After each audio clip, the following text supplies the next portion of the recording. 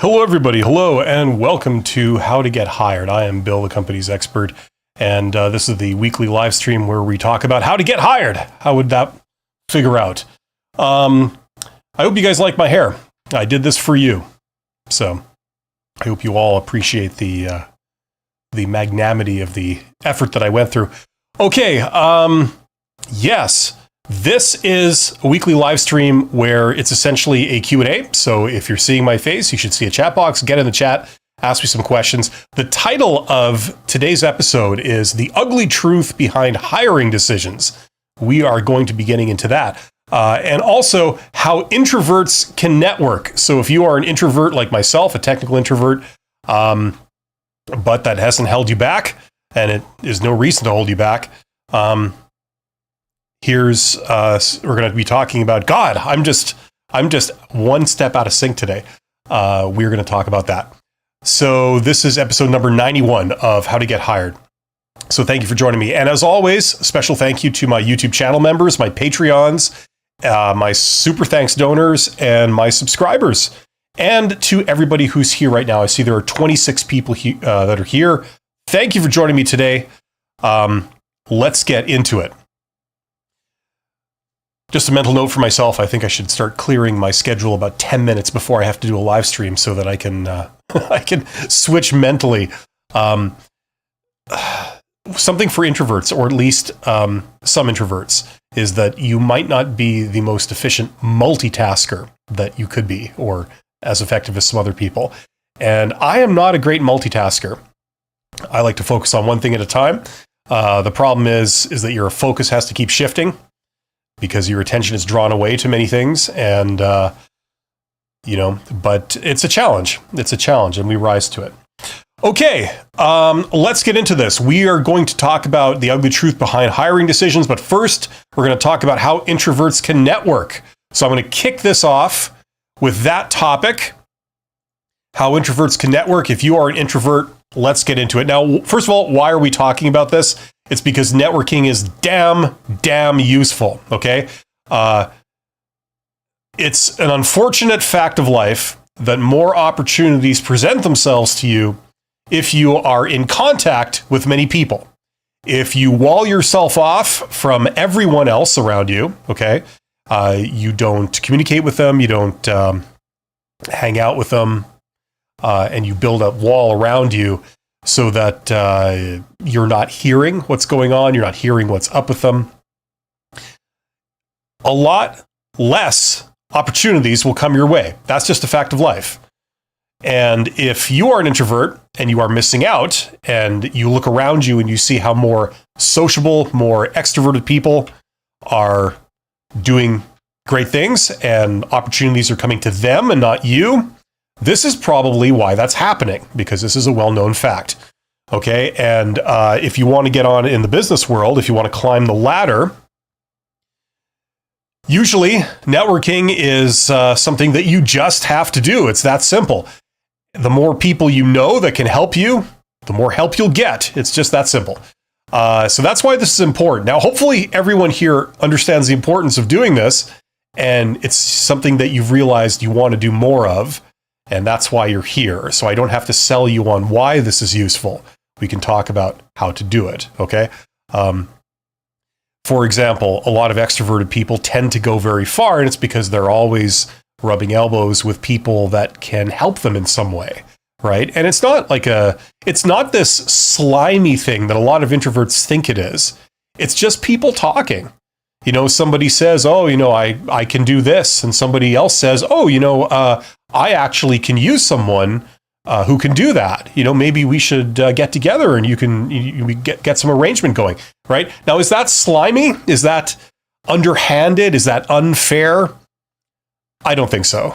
That's just two people talking, that's just the nature of it. Now, this topic is also relevant to us if we're talking about how to get a job, because if you don't already know this, the most popular method that people get jobs is not by answering job ads, it's by networking. Okay, now if you ask most people who are currently employed and you say, how did you get your job?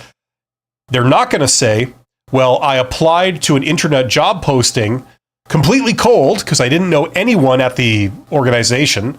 I just sort of sent in my resume and now I'm here, right? Some people will say that, but most people will say, I got this job through some form of networking. I had some kind of personal connection. Either I know someone at the company, maybe a former coworker of mine who got hired here before me, or a friend or a family member, or, some kind of connection. I met somebody at an event and they told me about the company they work at and that, they're looking for people. And so I applied and I mentioned their name and they made sure that I did the application process well. And, or I got a personal recommendation from them or whatever, right? That's what most people are going to say. So if you don't know anything about networking, you're starting from scratch. I'm going to talk about one method, like probably the most basic method you could possibly do. Okay. And some people are in the chat. Pastelino is here, says, "Hey, dude, how are you?" Well, dude, I'm doing fine. Thanks for being here. Yes. Anyway, so getting back, this is the most basic method you can do. Now, this is for people who do not have an affinity, shall we say, meeting and talking to other people in person, face to face, and are not super comfortable being on the phone and having cold calls. Okay. Obviously, for people who are comfortable doing those things, there's a lot of other things you can do. But for people that are truly introverted, they don't know what to do, and they're not great in person. They don't have the personal charisma thing, like they're not winning any awards for it. This is something that you might be interested in. Okay, so hopefully I've done the intro there. Everybody understands what networking is. Okay, if you think networking is hard, you might not know really what it is, because the word networking encompasses many, many different things, many different techniques, many different ways of operating. Okay, you don't have to be a super extroverted person to do it. Okay, something that can really help you is if you can have a conversation with somebody. Okay, like if you are comfortable asking questions to someone about what they do, or you're comfortable answering questions that someone might have to you about what you do. Okay, now hopefully you at least can do that. If you can do that, that's all you really need. Okay, so imagine you are new to a city. Okay, you might live in a city, you might live in a rural area, like a region of a country. But imagine you have just moved to a new place and you know nobody there in professional circles. Okay, and let's say you're looking for a job, or you might have a job and you're looking for a better job. Okay, imagine that scenario. That's what we're going to be envisioning here. Okay, now this is what I'm going to talk to you about is a very simple way of reaching out to people. Okay, now I've talked about this many times in the course of my live streams because it always comes up, because it's the method I would recommend for people to get a job. Okay, so if you are a regular listener of my live streams, you might recognize a lot of this. Okay, we're going to use two tools to do this. Okay, one is Google Maps and the other one is LinkedIn. Okay, these are two incredibly useful tools. And if we have access to these tools, it alleviates the necessity to go out in person and go to events and meet people face to face to discover who to talk to. Okay, obviously there's a lot of things you can do in person and they're often very effective, but if you want to avoid that at all costs, we can do a substitute using these two tools. Okay, so what we're going to be doing is we're going to be reaching out to people that can help us, that may have opportunities for us. Okay, now imagine you're in a certain industry. Okay, whatever it is that you do, whatever industry you're in. Okay, what would be very useful to do would be able to find out how many organizations there are around us where we live, okay, in our city, in this new city that we're in, how many organizations work in that industry, okay? That would be useful to know, right? Where they are, what they're called. And then it would also be nice to know within each of those organizations, what individuals are in those organizations that are the decision makers. Like they have power to hire people, to partner with people, right? To give out contract work or whatever, or hire permanent employees, whatever it is that you're looking for, okay? In a previous life of mine, it was also, the people you would talk to that would form partnerships, right? Like vendors, suppliers that would partner with your business, right? But it's the same technique, okay? So it'd be useful to know that, right? Well, using Google Maps and LinkedIn, we can do this, right? So what you do is you go to Google Maps. Now, I've done a video that demonstrates me walking you through this, where you can see my screen, and I'm actually doing this in real time in the links of this live stream. I don't want to necessarily get you to leave right now, but if you are interested, there's a video called How Successful People Get Jobs. That's a sort of visual demonstration of this that you can check out after I've said my piece here. Okay, so you first get onto Google Maps and you go to Google Maps and you type in the name of your city, or if you live in a rural area, your region, okay? And so what you should see is a big sort of map of your city, right? And there's a little search box at the top of the screen. And what you can do is when you are in Google Maps, when you type something in the search box, it won't just give you like web page results. It'll give you geophysical results, whatever you call it, geographic results on a map, right? So for example, if you were to type in the name of your city, and you can do this in real time, I encourage you to do this.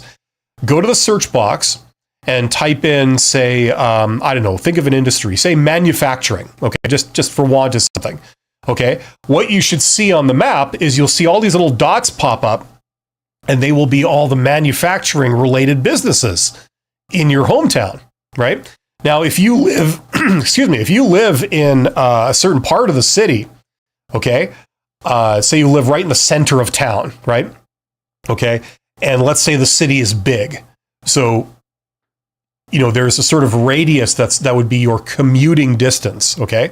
Unless you're doing a purely remote job, you would want to be in somewhat close geographic proximity to your place of work, right? So you'd be interested only in the businesses that are within a certain distance from you, say within 1 hour's drive, or whatever criteria you have. Okay, so you would narrow it to look at only those businesses that popped up near you. Okay, now let's say you typed in manufacturing, you only got like 5 things that popped up near you. Okay, you can read, so you take note of those 5 businesses. You can mouse over each of those businesses. You can see their name, their contact information. Obviously, it shows you their physical location, right? And then you can redo the search. Instead of manufacturing, you say, injection molding or something like that. Like if you work in plastic manufacturing or something. So you do another search for injection molding, and that's another industry that's related to manufacturing. And you get another 10 businesses pop up near you. Okay, so now you've got a total of 15, right? Now, these are businesses that work in that particular industry. Now, if you happen to be in manufacturing, or more specifically in injection molding, these would conceivably be businesses that could hire someone like you, okay? Or you would want to work with in some way. Maybe, if you're a bit higher level, you could be a consultant, or, whatever, or partner with them in some way, okay? So great, you know the names of the businesses around you that are in your industry. You can redo this search many times to find organizations near you that have a potential to hire someone like you. They conceivably could use your skills. So if you were an engineer, for example, you could type in engineering or design, or manufacturing. Like all these searches would be relevant, and different things pop up on your map. And these are all organizations that conceivably could be hiring engineers like you. Okay? So that's kind of the first hurdle over. We can find potential employers around us, right? Now, at any given time, are all these companies hiring? No, they won't be. Most of them won't be. Okay. I mean, I don't know what percentage is, but at a rough guess, I would say maybe 5 to 10% of them are actually hiring officially. That means they might have a job posted on their website. Okay, so in Google Maps, when all these dots pop up on the map, you can mouse over and you can see their information. It also gives you a link to their website if they have one, right? So you can go from there directly to their website and check out the careers tab if that's the way you want to go. Okay. However, that's not what we're doing here. What we're doing here is, first of all, everyone has to realize that even though, let's pretend 5% of these businesses have actually posted jobs right now, more than that are actually hiring, but they haven't posted a job publicly. And the reason for that is because they don't need to, because it's a very in-demand job. And those jobs, they have plenty of candidates already, so they don't need to be posted publicly to find more, right? That's a whole other topic. That's called the hidden job market. Anyway, so the point is, a lot of these companies are hiring either officially or unofficially right now. Now, let's be conservative and say it's only 10%. Usually it's more than that, but let's say it's only 10%. So that means if you find 100 dots on the Google map that's near you in your city, okay, if there's 100 of them, 10 are hiring right now, okay? And these are companies or organizations that are in your industry, that are physically near you, that are actively looking to hire right now, okay? Some of them will have posted a job on their website, and it's an official, job search where they've paid an outside HR firm to search for candidates, post the job publicly, and do an initial screening. Or maybe it's a bigger company and they have their own HR people in-house that are doing this exact thing, right? Or they're hiring unofficially, and even though they haven't posted a job on their website, they're still actually looking to fill some positions. They're wanting to create new positions and fill them with people. The bosses of different departments are wanting to hire, extra team members for their teams. Okay, but they haven't actually posted on their website. Okay, so you've identified those people. Now, how do we see inside those organizations to look at the individuals, the actual people that are making the decision? Should I hire someone? Should I work with somebody outside the company? Right? Okay. So that's where LinkedIn comes in. Now that you have a list of companies or organizations in your area, what you can do is you can go to LinkedIn and you can do a search for that company. You can do a people search where you type in the name of that company or organization, and you limit the search to, say, your city. So you're not finding like companies that are called the same name that are halfway around the world or something. But it finds that company in your city, and it's a people search. So it brings back the names of the individuals that have LinkedIn accounts. And in this day and age, a lot of people have LinkedIn accounts. So usually when you do this, you enter the company and you hit search, you get several results. Bam, there's the CEO. Bam, there's a board member. Bam, there's a vice president. Bam, there's a mid-level manager. Bam, there's a supervisor. Bam, bam, bam, here are some workers or employees that work there, right? Okay, so for each company or each organization, you will get usually multiple people, okay? Now, LinkedIn not only finds these people for you and says, oh, this is the CEO, this is their name, this is their profile, so you can look at the equivalent of their resume.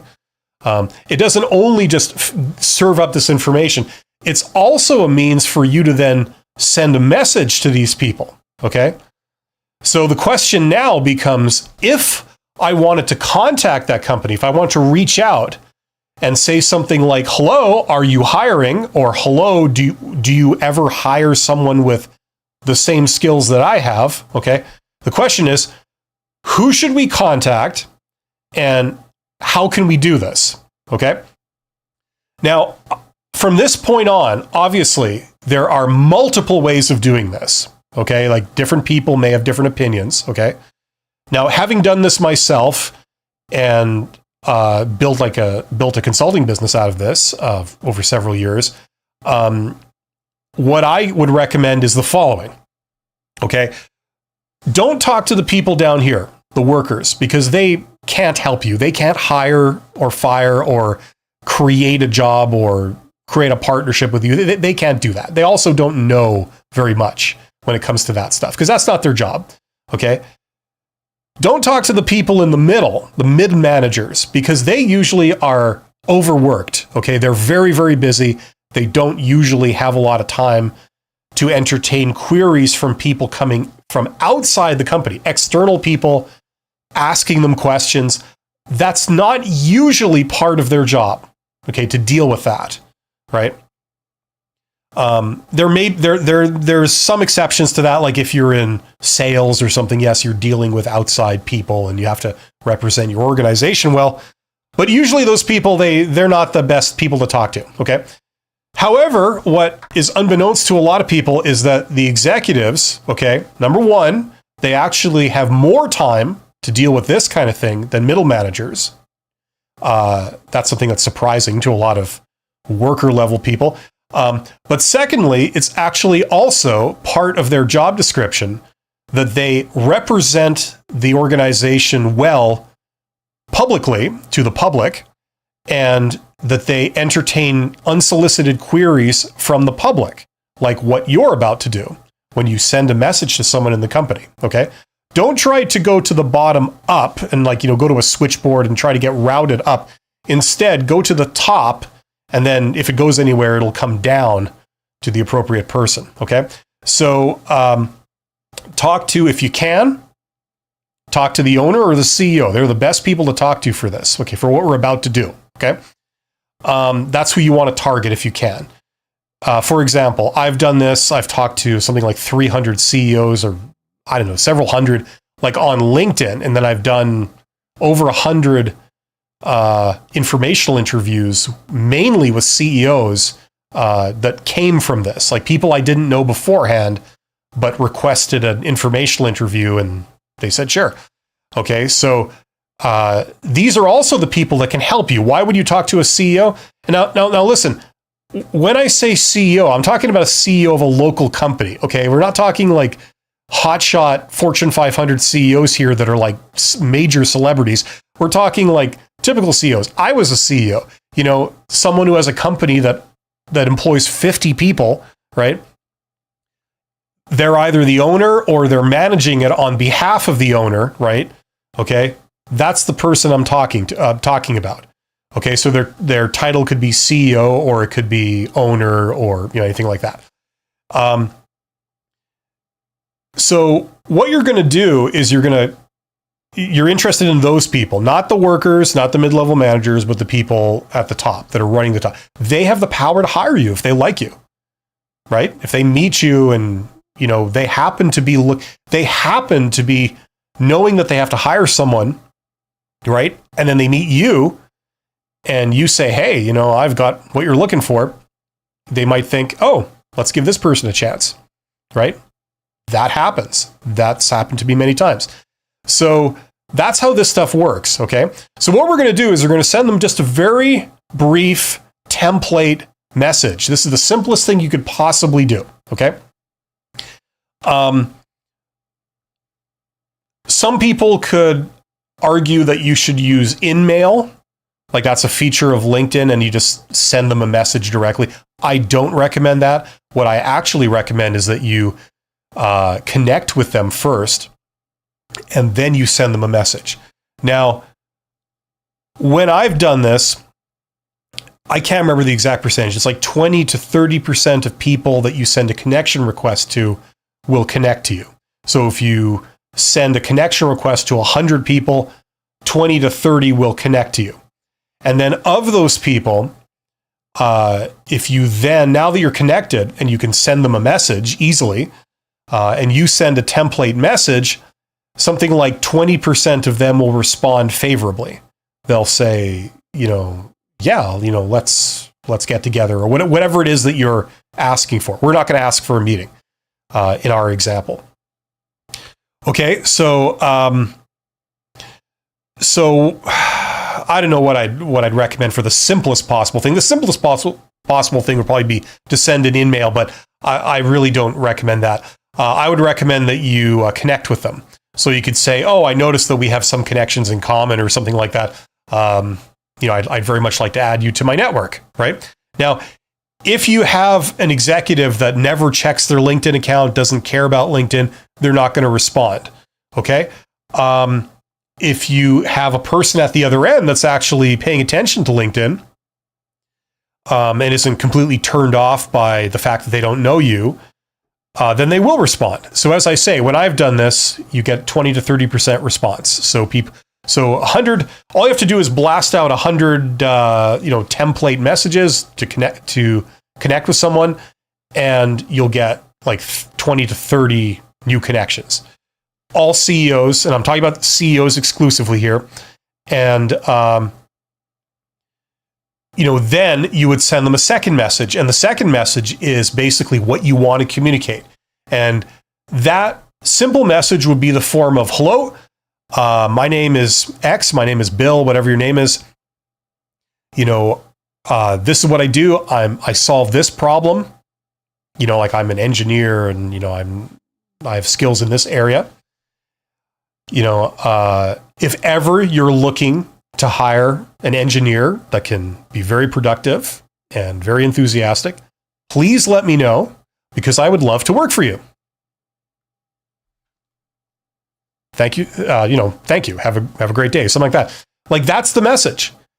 You're not wanting a response. You're just saying, if ever you're looking for this, I'm this, please let me know.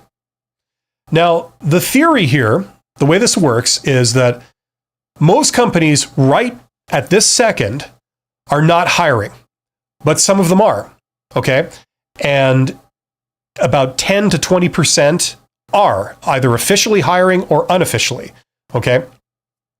And if they are, they will be interested. And if they haven't posted the job, then they're not going to get a lot of applicants for it. It will be just a couple of people they know. They're assessing a couple of internal candidates, or the boss has thought, who could be interested in this? Oh, I know somebody at another company that might be interested in this. So they tell them, right? But then you happen to land right in their lap. And so they think, hey, this might be another contender, right? So that's why they would be interested in responding to you, because they just happen to be looking for someone with your skills right now. And that would be maybe 10% of the companies that you contact. Okay? So you can play the percentages game. So if you contact 100 people and you send out connection requests to 100 people, let's be conservative, say 20 accept. And of those 20, 10% are hiring right now. So that would be 2. So you send out 100 connection requests. That results in 2 people respond back to you that say, hey, we should get together and talk because we might have something. Or tell me more, something like that, right? And that's the simplest way for an introvert to reach out to the employers around you, or if you're at a higher level, people that have other opportunities, and you can discover them, you can give your value proposition to them, and you can initiate contact. And then what happens after that, if it's successful, is they invite you in. They say, hey, can you come down and meet me, maybe at my office or, someplace nearby. Usually Starbucks are very good for these things. And let's talk, right? And if you go this route, it does not feel like a job interview, okay? Because you haven't begged them to come in. They've invited you in. They've requested that you come in, right? It feels like a referral. It's a completely different vibe, a completely different dynamic. It's a lot more positive. And usually these are much, much more fruitful than going through the job interview process. Okay, so hopefully that makes sense. If you want more details, I have, as I said, a video in the that's linked to in the description box of this live stream. So check that out. It's called How Successful People Get Jobs. Okay, and this is based on something I've done. This is not this theory or whatever. Like I've done this for years. Okay, so I mean, it is definitely a thing. But I like it because it's a way for introverts, people who don't understand networking, don't even understand the importance of it, to step into that world and make connections with people that can help you, okay? People up here can help you, okay? They have jobs to offer you. They can create positions for you if they really like you. And the advantage of doing this is that if they have 1,000 people that have applied for a job, okay, those people have sent their applications in through official channels, meaning they've gone in through the bottom, through the recruiters, okay, and maybe they try and come up to the managers. You've gone in through the top door. You've talked to the person at the top, and if they're hiring, that person can refer you downwards to that same manager at the middle, who's the decision maker on hiring for this particular worker job. And there's nothing more powerful than the CEO handing your resume to a manager or a director of HR and saying, look into this person. I had a meeting with them and I kind of like them, right? Nothing more powerful than that. You can be sure that they will take your application seriously. And that's usually almost a guarantee that you'll definitely get an interview. Okay. So, there are many advantages into doing this kind of thing.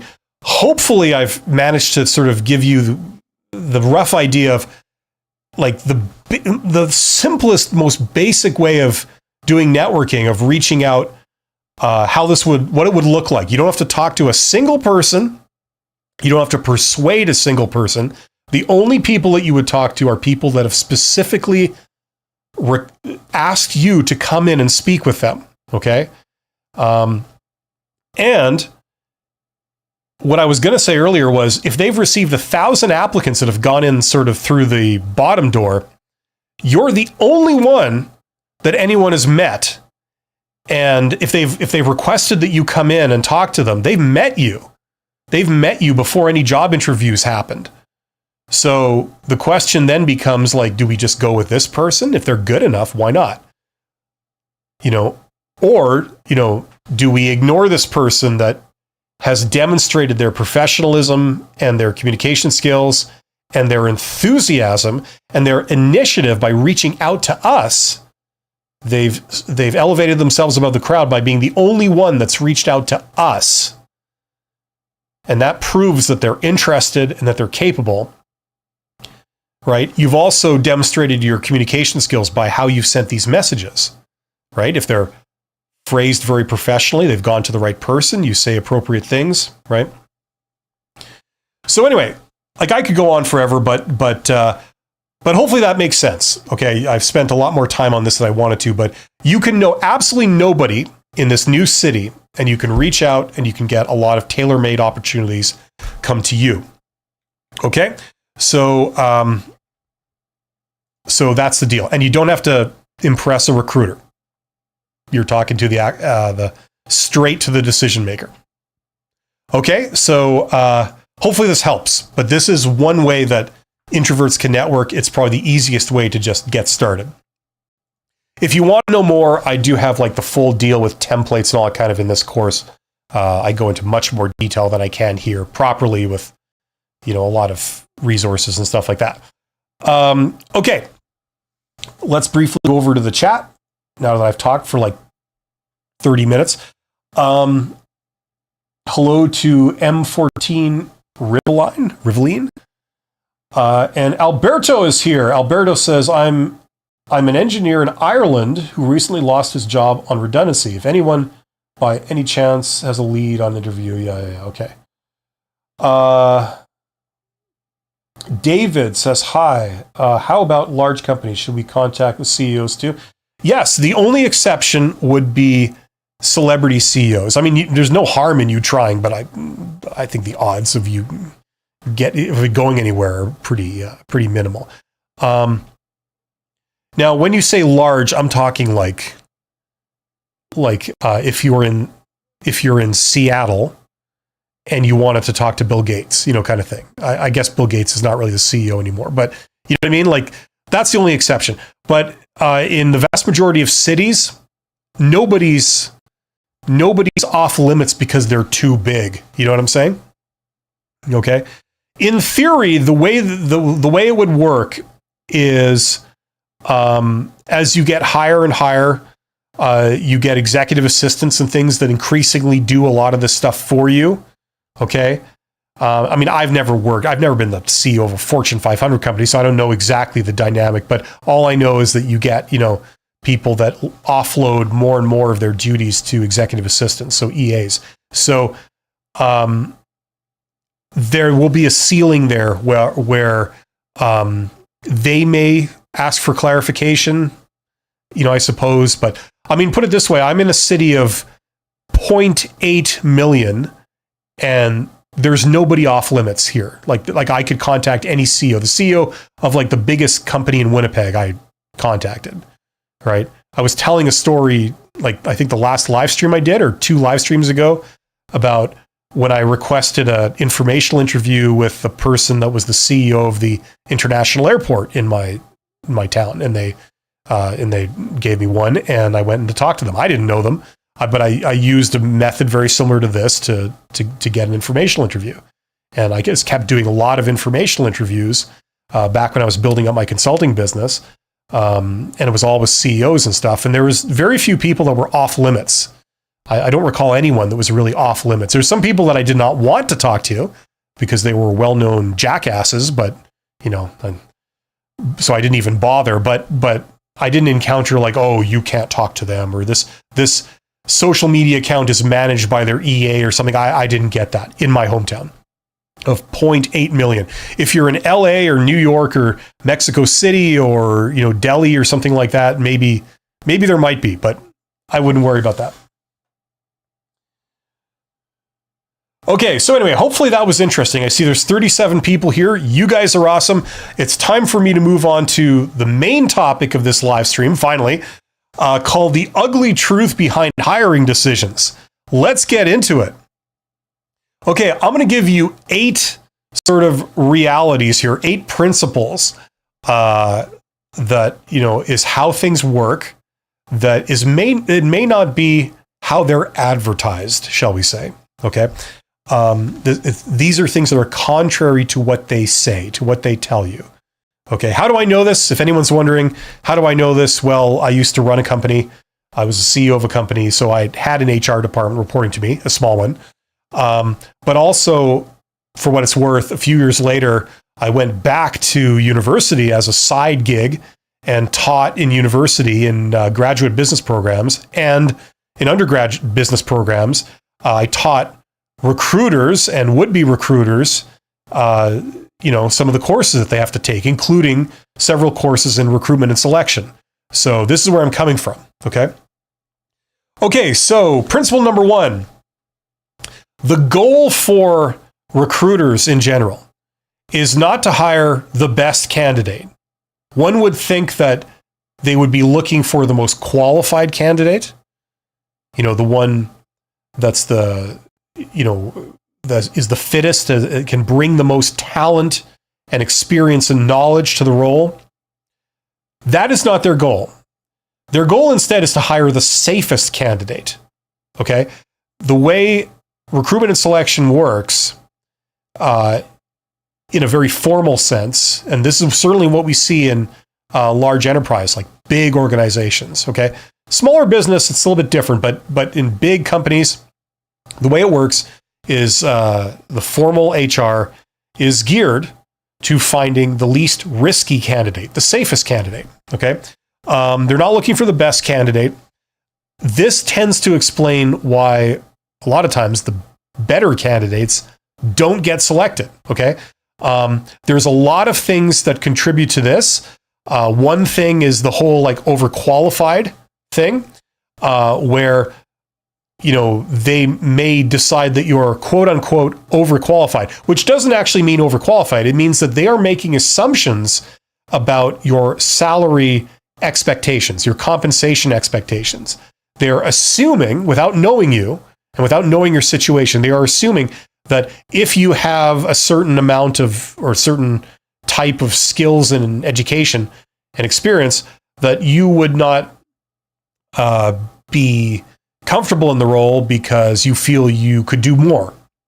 And if you feel you can do more, you would either leave as soon as a better opportunity comes along, which means that you're not the safest candidate. If they hire you, there's a high likelihood that you will work here only for a short amount of time and then leave, right?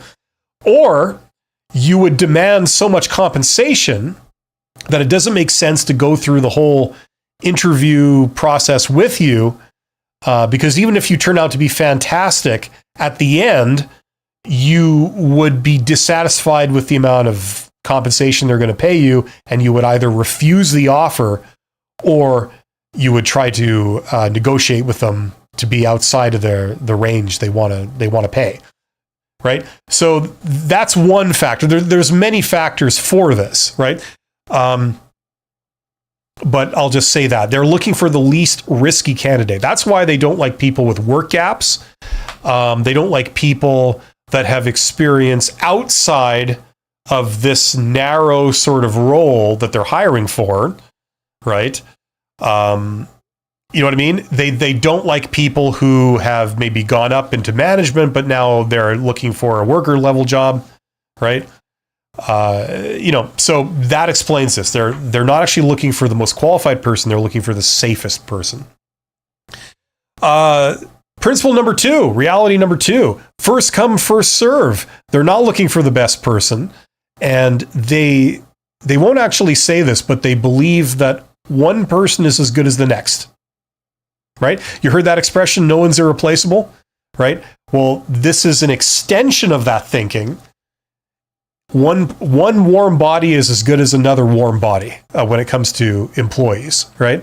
Either we get this person to do it or we get that person to do it. It doesn't really matter. At the end of the day, it's pretty much going to be the same, right? If there are any differences between people, the immediate manager will deal with that and it doesn't really matter, right? That's how they regard these things. So that helps explain why when they post a job, if the job posting is not like it's old, it's been on the shelf for a couple of weeks, they're probably not taking applications anymore, right? As we get more and more applications for jobs, the amount, like the time sensitivity of these job postings goes up, right? So sometimes if they post a job and within 3 days they've received 1,000 applications, they close it, right? After 3 days, you know what I mean? So it's not like they're going to wait to try and find the perfect person. They just, as soon as they get like a certain number of applications, that's it. We're going to be able to find a person in this, right? First come, first serve. Principle number 3, the most important qualification for any candidate is trust. I know that sounds weird and hokey and new age, but it's true. This is why networking is a thing, right? Why someone would hire someone that they know, even though there's technically more qualified candidates that have applied, but you don't know them. They're strangers, right? It's because the person you trust more. You know that they're not a criminal. You know they're not a psychopath. You know that they haven't misrepresented everything in their past, right? You know what I mean? Because you know them, because you've known them for presumably a long time, and you know that those are not issues. Hopefully my camera isn't too bright. Part of my ongoing effort to look like an angel when I give this advice. Okay, first, so trust is the most important qualification. That's why if you know the hiring manager or the recruiter or anything like that, if they worked with you before, that carries a hell of a lot of weight, way more than it should. And it's stupid, but it does. Okay. That's just how humans behave, and to help illustrate this, I'm going to bring out an example I always talk about. It's if you're moving from one place to another, right? One home or apartment to another home or apartment, and you needed some help to move your furniture, right? This is all your stuff. This is really important stuff. And the problem is, who would you get? If you don't have any friends or family in that place and you have to hire somebody, would you be comfortable getting a complete stranger to move your stuff? Or would you prefer to get a friend or family member? Well, of course you would get a friend or family member because you trust them. You know that they're not going to go and steal all your valuables, or, they're not going to just be super negligent and not care about any of your stuff and drop it or whatever, treat it roughly, right? The people applying for the job could be highly upstanding, awesome people, but the problem is you don't know them. You don't know that that's the case. So you would rather stick with someone that you trust than take a chance on a stranger that you don't know and you don't necessarily trust them. No matter what they say in a job interview, it could all be lies as far as you're concerned. And yes, you can do background checks, but even those don't answer every question. It is possible to get around them, right? So trust is the most important thing, and that's why networking unfortunately works. That's why it's a thing, This is why if you reach out to a company and do an informational interview, by the way, like you say, look, it's not a question of I need a job. It's a question of, I would love to get your expert opinion on, something to do with what you do, like your job. You work in this industry. I'd love to hear your thoughts on where this industry is going and what are the challenges coming up and, what the future is going to look like, for you and people like yourself who work in that role.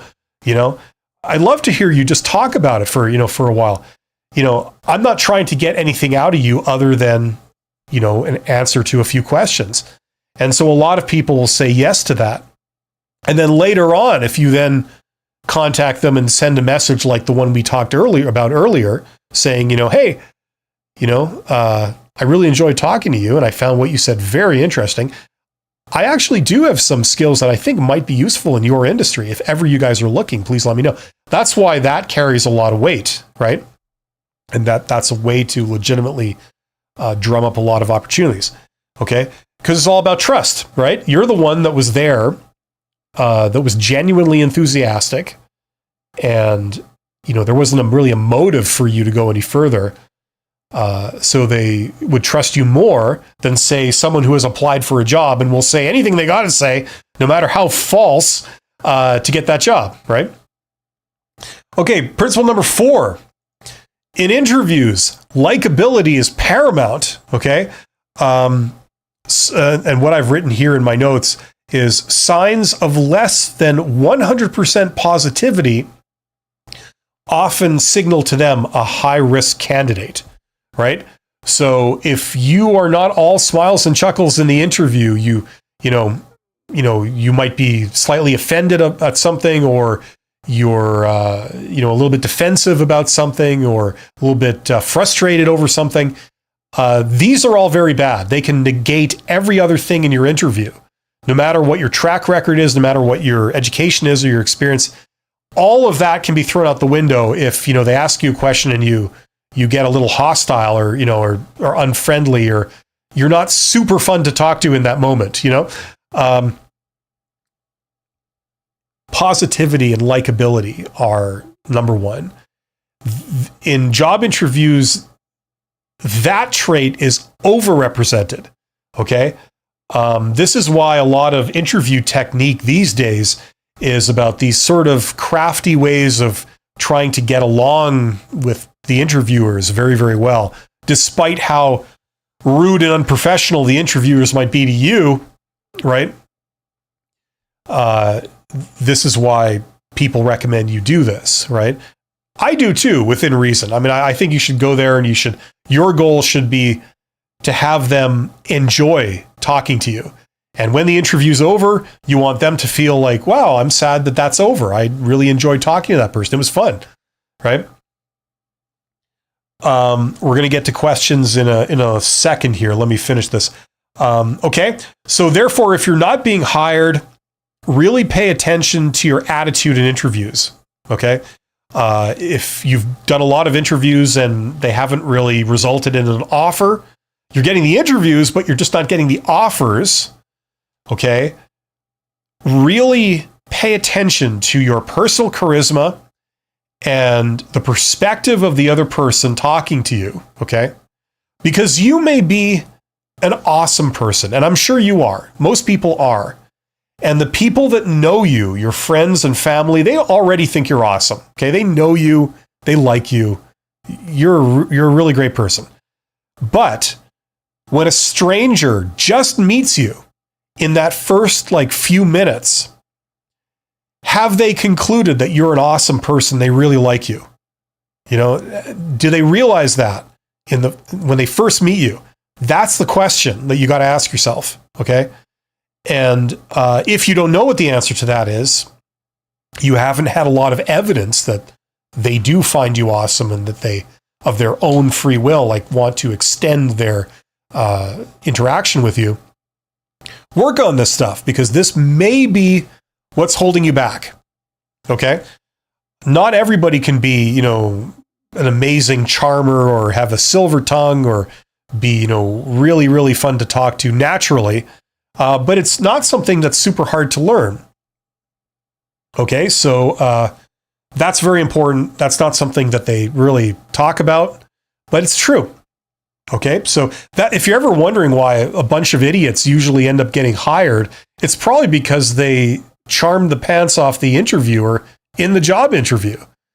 And the interviewers concluded, well, on paper, it looks like you're qualified, I guess, but damn it, you're fun to talk to. We like you. And that's the person they hire, right? And then sometimes it works out that those people were just totally unqualified. And you wonder what the hell these people are on when they offer a job to the person they offered it to, right? It's usually because of that. Number 5, interviews are heavily slanted towards psychological factors or psychological factors, depending on your perspective here. Including showing enthusiasm. So if you go down to the interview and you're super enthusiastic and passionate and, you're just happy to be there and, you're really into it, that can have a very profound effect. As opposed to the other candidate who's really accomplished and really educated and they've got an amazing track record. They are obviously highly skilled in this role. But, maybe they took this attitude of well, I don't know, I'm so talented and I'm so in demand that, I'm entertaining several offers. Why would I want to work here? That kind of attitude. And if you ever get to be an interviewer for whatever context in your life, that that's a turnoff. That's a very definite turnoff. Talking to someone with that attitude. They might have every right to be arrogant and conceited, but the fact that they act that way towards you, that's an immediate turnoff. Okay, so don't take that attitude. It could be true. You might be entertaining several offers and you're in high demand, but don't act that way. It'll ruin your chances. Okay, number 6. The biggest factor in the outcome on whether you get hired or not for any particular opportunity is random chance. That's just the reality, okay? This explains why you're not selected, or you might not be selected, even though you're highly qualified for it. There are many, many reasons for this. I did an entire video on it, but the single biggest reason is that they can only hire one person for the job, and if they get, say, let's pretend they got 100 applications and they took 8 interviews. Okay. They couldn't hire all 8 candidates that they interviewed, even though all 8 were qualified on paper and they were awesome in the interview, they would love to hire all 8 if they had 8 openings, but they could only hire one. And it comes down to sometimes like an eeny, meeny, miny, mo type situation. So we all have to realize this. There's nothing wrong with you. You know, if you didn't get selected, you could be the perfect candidate. You are the perfect candidate, and they did see it. It's just that they can only hire one person. So that and a bunch of other factors add up to it's random chance if you don't get selected, why that was. Okay? So don't internalize it. I know this is easier said than done for a lot of people, but don't have your self-esteem just destroyed and think, oh my God, I'm unemployable. That's a completely false conclusion. Number 7, I'm doing 8 of these. So number 7 is overqualified is a real thing. And like I said earlier, it doesn't mean that you're too qualified. It just means they're making an assumption about you based on stereotypes that your expectations for compensation will be higher than what they can provide. Right? This is total guesswork on their part. But it is a real thing. Now, if you've been given a job interview, chances are is that they don't believe you're overqualified. Even if you go down to the interview and they make mention of, well, it seems like you're overqualified. It's like, that's BS. The fact that they invited you to the interview signals that on paper, according to your resume and your application, they don't consider you to be overqualified. If they thought you were truly overqualified, they wouldn't have invited you to an interview. That would have been a waste of their time, okay? But being overqualified is a thing. It's why you can be, highly qualified for a job, you apply for it, and they don't even give you an interview, right? They're playing on, like most of recruitment and selection, the way it's done at the worker level with recruiters and all this kind of stuff, job interviews, it's all based on assumptions, based on stereotypes. They don't put the time in to get to know you because they don't want to put the time in to get to know you. So instead, they're going to make assumptions about you based on probabilities, right? And this is one of them. And finally, last point, interview answers can be gamed with enough practice. This is true. Because it's based on stereotypes and it's not based on actually getting to know you, but based on assumptions about you, okay? And it's nothing to do with how qualified you are. You can game interview answers if you practice enough and if you learn enough and then practice enough. It is possible. So, that's the reality. That's something that very few people will admit. Certainly very few recruiters will admit, but it's true. Recruiters, by definition, usually know absolutely nothing about the jobs for which they're hiring. So if they're hiring an engineer, they themselves are not engineers. They know nothing about engineering, but yet they're in a position where they have to decide which candidate would be a better engineer, right? Like, it's silly. So what they do is they don't evaluate you on your technical abilities. They evaluate you on other things, right? Like your situation and your psychology, right? So this is what they're probing for. Now, you can game those things if you know what they're looking for and you know what to say, what not to say. At the end of the day, I still don't recommend that people lie. You shouldn't lie, like outright. But, you can exaggerate. You can give a very diplomatic, phrasing of your answer. You could choose not to disclose things that incriminate you, that make you look bad, because you know that they will make you look bad. So you either downplay it or you give an answer that, while true, doesn't reveal this thing that they would consider negative.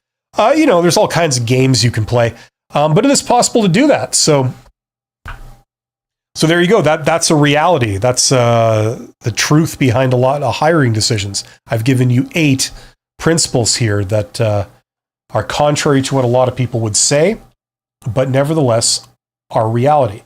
Okay, let's get into the chat.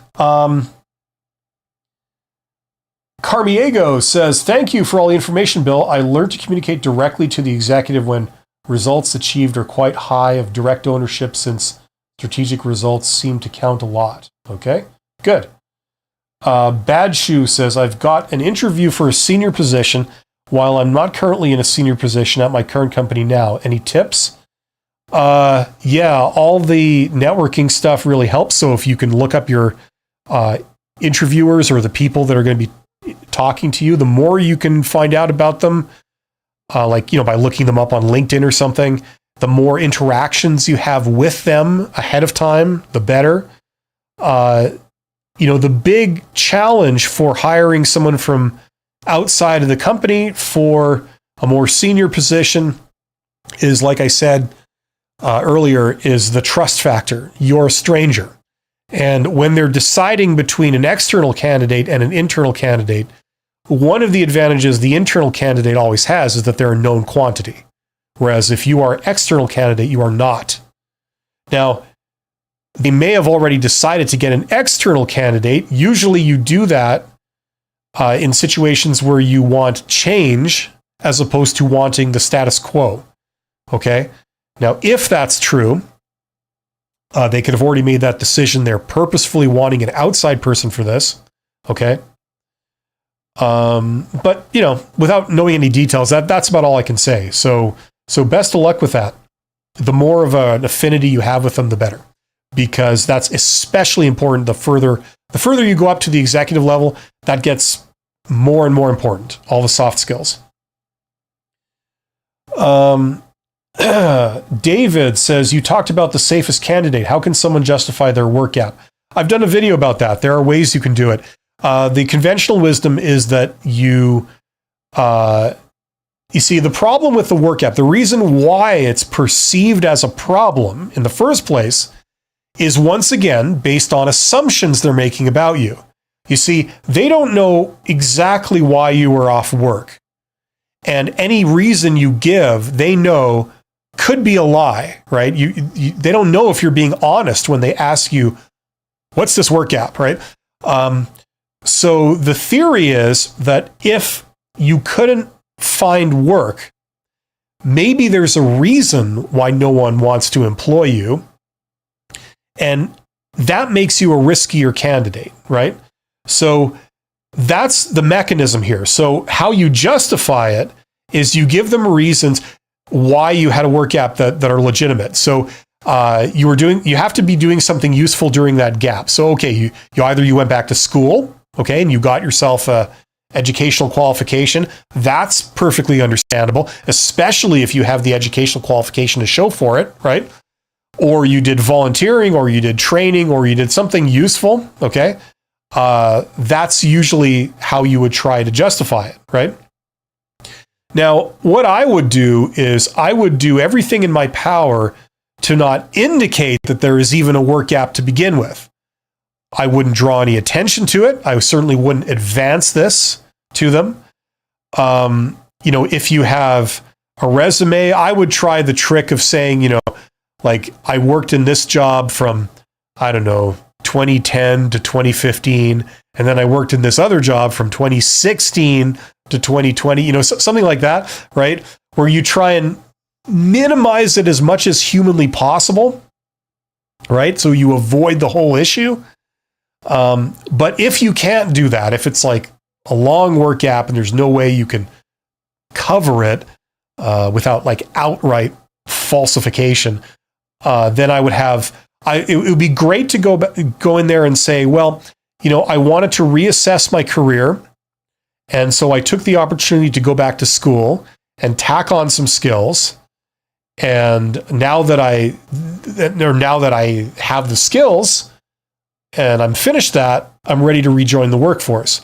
So let's pretend that you haven't actually gone back to school. But you got to say something. So I would go and quickly take some free online training or whatever, just so you can say, like, legitimately, I went and back and took some training. I wanted to learn this because I'm fascinated by that. And I think that those skills would really help me in this particular line of work that I'm in. So I went and got those. And now that I've got them, I'm ready to come back and work again. That would be probably the best you can do to justify it. Continuous Improvement says, Bill, are you doing any live streams in the near future on startup side hustles? Yes, I'm going to do it, but I'm just, to be honest with you, I'm strapped for a topic. I feel like I've done all the topics that people have asked about and stuff. Like I've done them to death. So I wanted to try doing something new. So I wanted to give myself a few days to figure out something that maybe I've never talked about before. If you have any suggestions, let me know. Carlos says, I've had many letters saying I'm overqualified. I thought that was BS, but I guess you're right on the answer. Yeah, but listen, Carlos, don't worry about it because it's bullshit anyway. It's not a real thing. It's within the world of looking for the safest possible candidate, which is what these people are trying to do. They've made this assumption about you, okay? And when you think about it, like, why is it a bad thing to be overqualified for something? That's stupid, right? When you get up to the executive level, I mean, that doesn't exist. You know what I mean? Like, they want the best person possible because the best person will make them more money, right? That's how this works. This is only a bullshit thing at the worker level, right? And it's based on an assumption. They don't even know for sure, if you're really going to be happy with the compensation or not, but they're just assuming it before you even get there, right?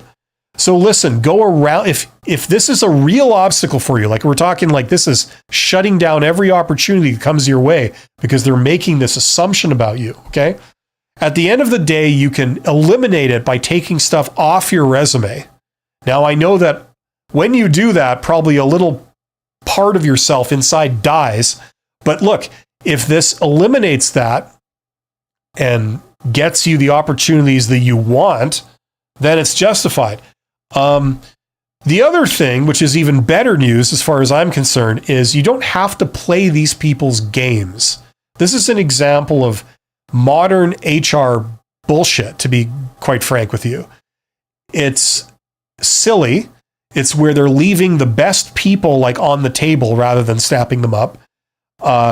If you go the networking route, you can bypass this entire issue completely. So it never even comes up, right? Okay. So I mentioned stuff earlier in the stream, some general approaches that are very simple to do, that can generate opportunities where this isn't even a consideration. Okay. Okay. And like I said earlier, if you're wanting more details than what I provided in this live stream off the top of my head, check out that course. I put everything into that course. If you're the type of person that takes courses. Bad Shoe says, thank you. That makes a lot of sense. Great. Bad Shoe, also from your point of view of I'm not an American, I'm Canadian. How well received are Russell Group University degrees? Oh, I don't know. I have no idea. That's something that you look. Here's how you find out. Okay. First of all, you don't ask me or anyone else for our opinion. What you do is you go get some hard data on this. And you do that by something you can do right now that will give you an answer in 5 minutes. Okay. If you want to, is go on LinkedIn. Okay. And I don't know where you're looking for a job. If you're trying to get a job in the US and you're wanting to know about this degree from Russell Group University in the UK, okay, so go to, New York, they do a people search and go to New York, do a people search and look for Russell Group University MBA, okay, in a people search. So what you'll get are all your results are individuals who presumably have Russell Group University MBA on their profile. So these are people who have this qualification, right? Now look at a whole bunch of them. Look at what position they're in. You can see their profile, which means you're basically looking at their work history, right? So has that degree open doors for them? If they're all CEOs or they're all like, high rollers, like, at the top of big corporations, that tells you something. This thing seems to be pretty valuable. If they're all working as like entry-level data entry clerks or something, and there's only a couple of them, that tells you something else. And it's not a thing that's really taking people anywhere fast, right? In the US. You could do another search in the UK and see how well it's regarded in the UK. People who have that qualification, are they in top positions or are they all at the entry level, right? And how many of them are there? If you can't find anyone that has it, that'll tell you something else. It's not very popular, right? It's not really out there. So, you know what I mean? Like, that's how you get real world data on this stuff, right? There's a lot of interested parties that will have you believe that a certain qualification is like, the be all end all, because they're trying to encourage you they're trying to sell you that qualification, right? They're trying to promote it out in the wild, and try and put out there the message that this thing is highly valuable, that'll open all kinds of doors. Every qualification out there, there's always, these educational institutions just putting out this propaganda that says like how they'll like open all these doors for you. It's almost always false. So this is how you bypass all of that, hot air and get to what's actually going on out there, right? And see for yourself. And don't just look up this one qualification, look up other qualifications, maybe MBAs from different places, and see what you get, like how predominant they are, and people, what roles people are in, for that have this, right? You know what I'm saying? If you're looking for a specific role, like you say, okay, I want to be a vice president, now what do I need?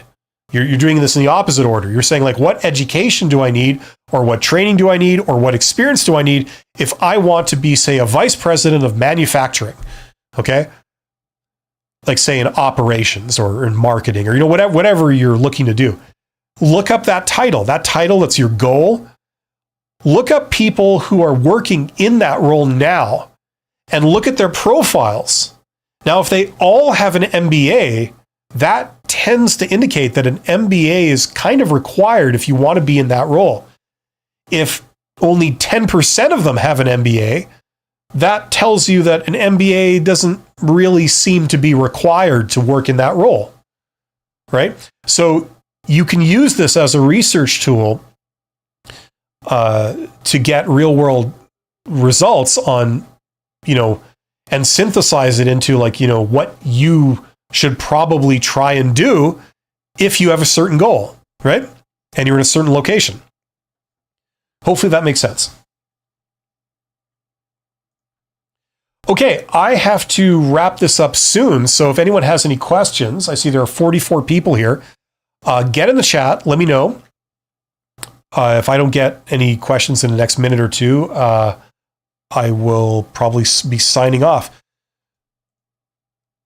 While I'm waiting, I'll just say that, as you can see on the screen, I got 3 courses. So if you're interested in going deeper with me on certainly these 3 topics, this is the one about if you're looking for how to get a job and you don't know if you're doing the right thing or you're doing all you can do. This is where I've put all my advice step by step with templates and other things. So check that out. On a different vein, if you're interested in learning business, I created this course, the $100 MBA, as having the best bang for the buck for anyone to learn the material that you would learn in a brick and mortar MBA, like it says. It is an unaccredited MBA. You're not trying to impress anyone with a piece of paper, but if you're trying to start a business or you're trying to do your job more effectively, making better decisions in how you do your job so that you can climb the ladder, right? That's the course for you. That you're basically getting an MBA. Now you can go as deep as you want, or you could just skim everything. It's entirely up to you. It's unaccredited because there are no assignments, no evaluations. You go as deep as you want. If you went really deep, it would take you maybe a year to go through the entire program, but you would walk out of there with all the knowledge you would get from a brick and mortar MBA. I have an MBA, an accredited MBA, so I know what I'm talking about. But the thing is, that information, that knowledge has been out in the wild for a very long time. It's like teaching someone grade 12 mathematics. Do you need to pay someone $100,000 for them to teach you grade 12 mathematics? No, there are really good books out there. The question is, which one should you get and follow from? So that's kind of what this is. So check that out. There's links to all of these in the description box under this live stream. And then the third one is this one, Write Like a Professional. This is more for if you're wanting to develop your communication skills at an executive level. If you want to put all the soft skills in place, if you want to climb the ladder and be an executive, this is how to do some of that high-level communication.